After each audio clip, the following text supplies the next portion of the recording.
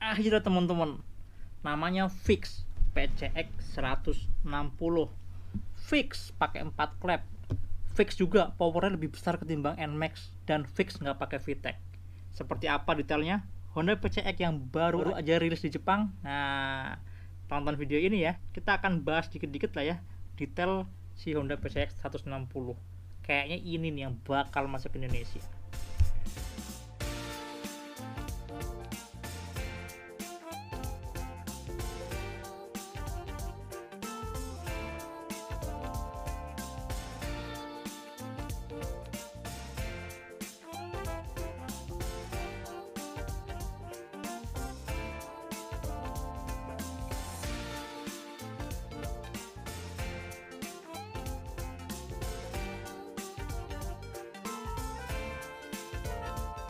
Halo, apa kabar teman-teman Otomotif TV? Jadi ceritanya di Jepang itu hari ini merilis PCX 160.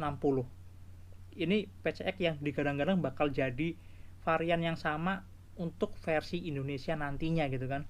Nah, 160 ini rencananya akan dijual mulai 28 Januari 2021 tahun depan ya. Tapi unitnya untuk pasar Jepang didatangkan dari Vietnam, produksi di Vietnam, dikirim ke Jepang. Kalau Indonesia saya yakin nanti akan diproduksi di Indonesia, karena ya tahu sendiri lah ya, Indonesia kan pasarnya gede banget ya.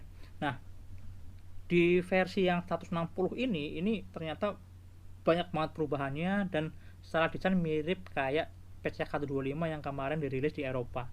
Cuma mesinnya emang beda. Ini mesinnya mesin ESP Plus, Enhanced Smart Power Plus. Wah, plusnya ini mungkin penegasan untuk performa yang lebih baik gitu ya. Plusnya itu power yang lebih baik lah ya.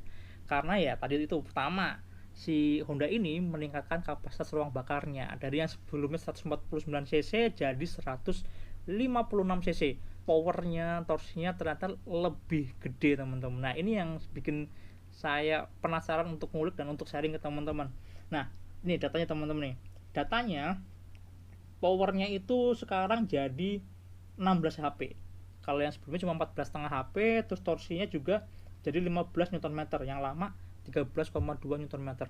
Itu naiknya lumayan loh, ini signifikan banget naiknya. Dan kalau dibandingin sama NMAX yang 155 yang baru, yang all new mesin baru itu powernya NMAX 15 HP, sedangkan PCX 160 16 HP. Kalau torsinya NMAX itu 13,9 Nm, sedangkan si PCX 160 15 Nm. Tuh, power sama torsinya lebih besar, tapi bobotnya sama teman-teman. Ternyata si NMAX yang ABS connected sama si PCX yang ABS itu sama-sama 132 kg. Lumayan ya, signifikan. Ini kayaknya bakal berjaban nih. Yang bikin nggak berjaban cuma si PCX ini nggak ada variable valve-nya. Jadi mungkin power B-nya tidak akan serata si NMAX yang dari bawah sampai atas enak semua. Si PCX ini kemungkinan dia akan enak di bawah atau enak di atas gitu ya. Cuma kayaknya kalau lihat perbandingan grafiknya nih, grafik antara si PCX 160 dengan PCX yang sebelumnya, ini kayaknya emang bawahnya dibikin sama kayak yang lama, responsifnya, tapi tengah atasnya dibikin lebih rendang gitu teman-teman. Nah, apa aja sih yang berubah dari si mesin ESP Plus barunya Honda ini? Pertama, jelas kapasitas ruang bakarnya. Jadi 156 cc, Honda itu memperbesar diameter pistonnya. Kenapa diperbesar? Ya jelas lah, karena kan dia ada 4 klep kan, dia butuh ruang untuk si klep-klepnya tadi tuh, ruang yang lebih besar. Struknya otomatis jadi lebih pendek.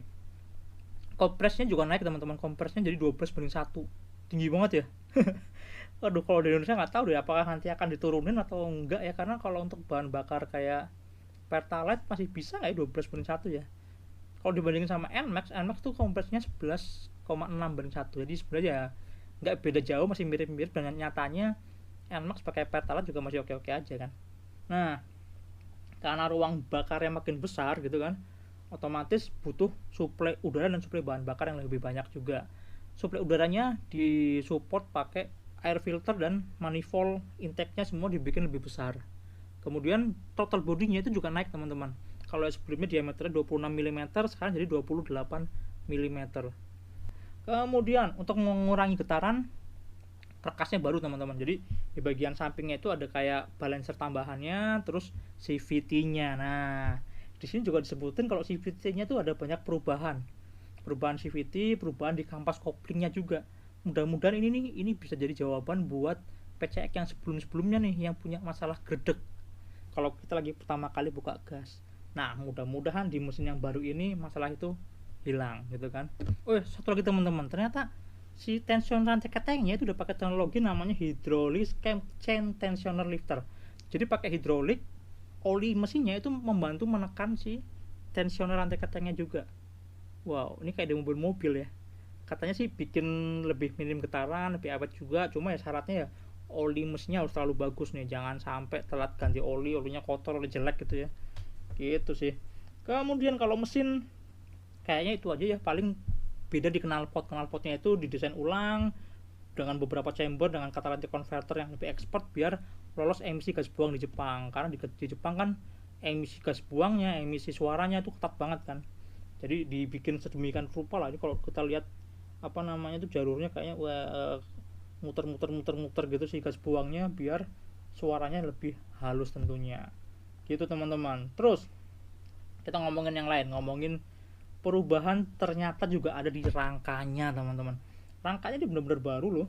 Kalau kita lihat tulangan-tulangannya itu kayak lebih simple gitu ya ketimbang yang versi sebelumnya. Terus rangka ini selain diklaim lebih ringan, lebih agility-nya lebih bagus, juga mengakomodir tangki bahan bakar dan box bagasi yang lebih besar. Tangki bahan bakar sekarang jadi 8,1 liter, terus box bagasi di bawah joknya itu jadi 30 liter. Wow, NMAX tuh bagasinya cuma 24 liter, tangki bahan bakarnya cuma 7,1 liter. Semuanya lebih besar daripada NMAX ya. Kemudian masih ada hubungan sama rangka. Nih rangkanya sekarang di bagian stangnya itu dikasih karet peredam, jadi biar stang itu nggak keter gitu loh. Ini mirip kayak di CB 150, kalau di motor lama kayak di Honda Win gitu kan. Jadi mungkin saya bayanginnya kalau nanti kita pakai stangnya kan bakal gampang digoyang-goyang gitu, akan ada speleng dikit karena di bawahnya ada karet ya, elastis lentur untuk meredam getarannya. Lainnya kalau seputaran rangka sih mungkin akan mirip-mirip kayak versi yang sebelumnya ya, reading positionnya, terus kenyamanannya. Karena kalau kita lihat datanya di sini, tinggi joknya 764 mm, masih mirip yang lama. Ground clearance-nya juga 135 mm, terus jarak sumber rodanya 1,3 meter. Masih mirip sih, masih mirip banget. Paling perbedaan tuh ada di footstep ya, pinjakan kakinya. Kalau yang lama di bagian yang miringnya depan itu nggak sepanjang yang versi yang baru ini. Yang baru ini dibikin sedikit lebih panjang, jadi kaki kita bisa sedikit lebih selonjor. Terus yang bikin saya kaget juga di PCX yang baru ini adalah diameter rodanya teman-teman. Rodanya itu ternyata sekarang belang. Ini jadi mirip kayak si ADV. Yang depan 14 inci, yang belakang 13 inci. Biarpun 13 inci, ini rodanya dibikin lebih besar. Yang belakang itu pakai ukuran 130/70, yang depan pakai 100/80. Ya mungkin harapannya yang belakang dibikin lebih kecil biar pakai ban lebih besar ya, efeknya jadinya bisa membantu redaman suspensi. Mungkin kayak gitu kali ya maunya si Honda. Terus juga yang unik lagi dari rangkanya adalah sekarang engine mountingnya, dudukan rangkanya itu naik ke atas teman-teman, ditaruh di bagian atas. Jadi harapannya dengan merubah posisinya ini bikin ketegangan si suspensi waktu bergerak itu jadi lebih kecil. Selain itu travel suspensinya juga bisa jadi lebih panjang. Ini lebih panjang 10 mm ketimbang PCX yang versi sebelumnya. Harusnya sih lebih nggak mentok-mentok ya, jarak mainnya lebih panjang, roda belakangnya lebih gendut ya, mudah-mudahan lebih nyaman ya, sesuai sama konsepnya yang personal comfort salon PCX. Wah, jadi makin penasaran nih. Oke, sekarang kita lihat fitur-fiturnya. Ada apa aja sih dari fitur-fiturnya si PCX ini? Yuk kita mulai dari di bawah stang. Nah, di bawah stang ini udah ada konsol ini ya, ada kayak lacinya gitu. Ini masih mirip kayak yang lama, cuma si power outlet ya itu sekarang diganti USB Type C ya. Ini kekinian lah ya, kita nggak perlu colok-colok lagi pakai colokan lighter, lebih simple. Jadi bisa langsung colok pakai colokan HP kita aja, langsung colokin gitu.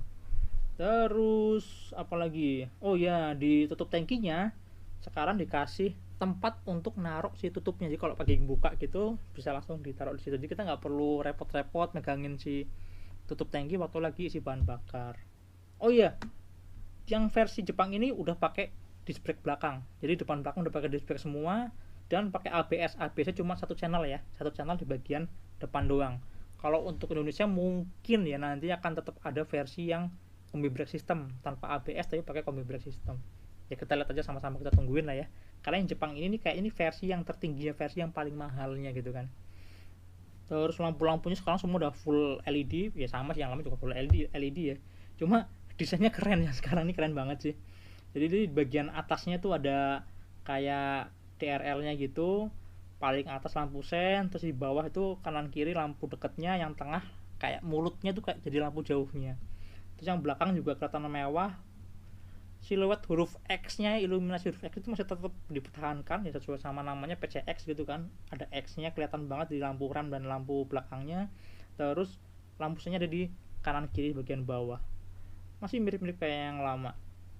Lalu udah ada HSTC, Honda Selectable Torque Control. Nah, mirip kayak di Forza, ya kayak di NMAX juga udah ada traction controlnya. Jadi kalau misalnya selip gitu ya, tiba-tiba roda belakangnya licin gitu, powernya akan langsung di-cut gitu sama si ECU-nya. Kemudian udah ada Honda Smart Key juga, ini mirip kayak yang versi sebelumnya ya. Ada alarmnya juga, ada answer back systemnya juga. Dan yang menarik adalah di PCX ini juga dilengkapi sama aksesoris box belakang top box gitu, cuma kuncinya itu bisa terkoneksi sama si Smart Key-nya. Terus terakhir ini speedometernya teman-teman, keren banget speedometernya. Jadi si layar informasi digitalnya itu ada di tengah gitu, udah pakai negatif display warna biru tua. Terus isinya juga lumayan lengkap nih kalau dilihatnya, ada speedometer, ada jam, ada indikator oil change, ada fuel meter di tengah gitu memanjang, terus ada flat fuel consumption odometer.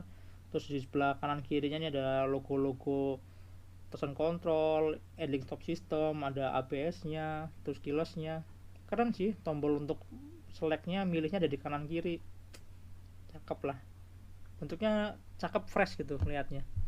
Terus udah itu aja kira-kira teman-teman. Kita tinggal nunggu aja kira-kira kapan diluncurkan di Indonesia. Di Indonesia sih yang jelas nggak lama juga ya. Mungkin akan mirip-mirip. Kemungkinannya kalau nggak di Januari, di Februari. Tapi prediksi saya sih ya, info dari beberapa teman-teman gitu, Januari CBR, Februari baru si PCX ini ya. Kita sama-sama tunggu lah, sama-sama tunggu PCX 160 masuk di Indonesia. Harganya berapa? Nah, harganya kalau di Jepang itu dijual di harga 407.000 yen, atau kalau di rupiah itu sekitar 55 juta. Ya, jangan sama Indonesia pasti jauh lebih murah ya. Ini kan di Jepang nggak tahu gimana ceritanya. Kalau Jepang tuh pasti motor-motor lebih mahal ya, apa karena CPU atau juga kan Jepang ini CPU dari Vietnam kan. Cuma kalau yang lama PCX yang sebelumnya itu harganya 383.900 yen atau sekitar 51,9 jutaan. Artinya ada perbedaan sekitar 3 jutaan teman-teman. Naik dari sebelumnya ke PCX 160 ini naik sekitar 3 jutaan. Kalau di Indonesia misalnya nih ya, PCX yang paling mahal itu harganya sekarang 32,8 juta. Naik 3 juta ya mungkin jadi 35 juta, 36 jutaan. Prediksinya segitu ya kira-kira ya. Varian termahalnya mungkin akan dijual di 35 jutaan. Sama-sama kita tunggu aja tahun depan nih kira-kira berapa harga fixnya. Mudah-mudahan bisa lebih murah. Oke teman-teman, kira-kira itu review singkat kita ngomongin Honda PCX 160 156,9 cc, 157 cc lah ya, versi Jepang, yang kayaknya sih ini bakal jadi versi Indonesia juga.